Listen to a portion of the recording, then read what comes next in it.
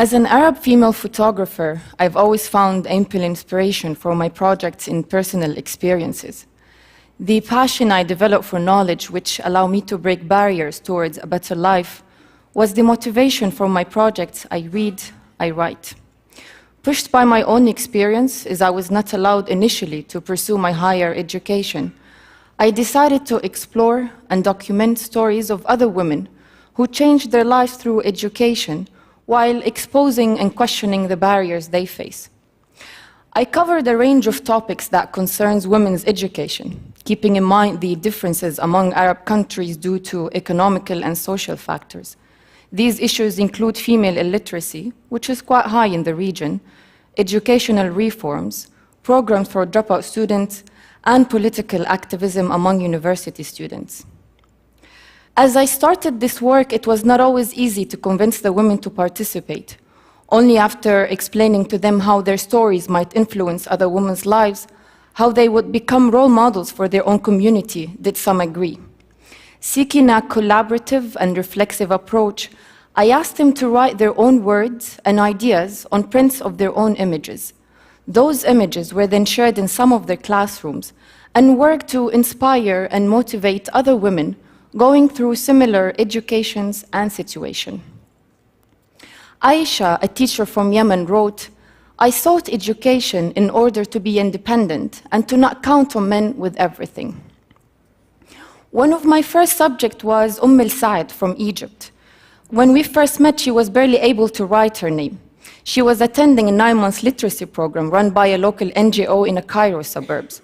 Months later, she was joking that her husband had threatened to pull her out of the classes as he found out that his now literate wife was going through his phone text messages.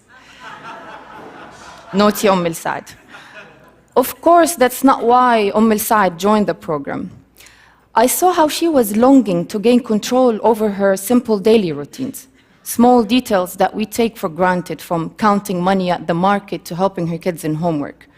Despite her poverty and her community's mindset, which belittles women's education, Saad, along with her Egyptian classmate, was eager to learn how to read and write. In Tunisia, I met Asma, one of the 4 activist women I interviewed. The secular bioengineering student is quite active on social media.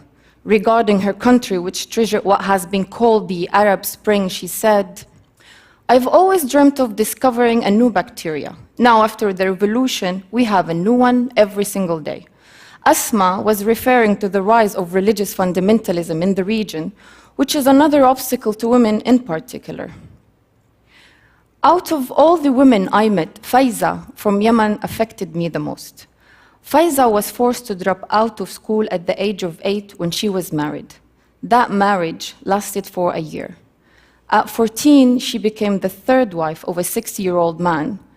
And by the time she was 18, she was a divorced mother of 3. Despite her poverty, despite her social status as a divorcee in an ultra-conservative society, and despite the opposition of her parents to her going back to school, Faiza knew that her only way to control her life was through education. She is now 26. She received a grant from a local NGO to fund for her business studies at the university. Her goal is to find a job, rent a place to live in, and bring her kids back with her.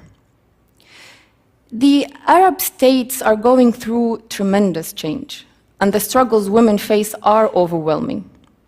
Just like the women I photographed, I had to overcome many barriers to becoming the photographer I am today. Many people along the way telling me what I can and cannot do. Saad, Asma, and Faiza, and many women across the Arab world show that it is possible to overcome barriers to education, which they know is the best means to a better future. And here I would like to end with a quote by Yasmin, one of the 4 activist women I interviewed in Tunisia.